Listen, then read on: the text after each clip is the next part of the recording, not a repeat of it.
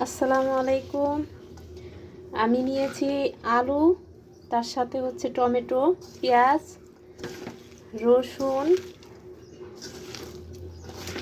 মরিচ দেইনি, মরিচ দিব।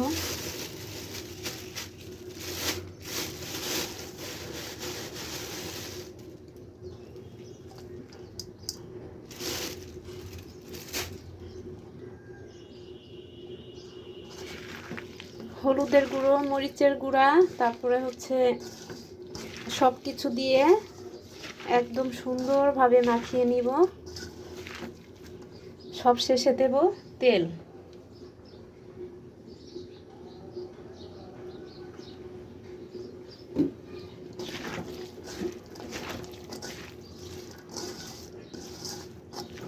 এটা হচ্ছে চচ্চড়ি করব, এই যে বেলে মাছ দিয়ে।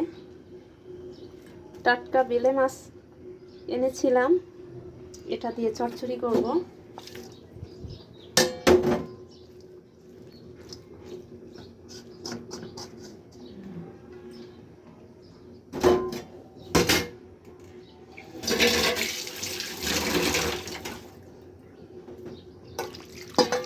সব শেষে দিয়ে দিলাম পানি।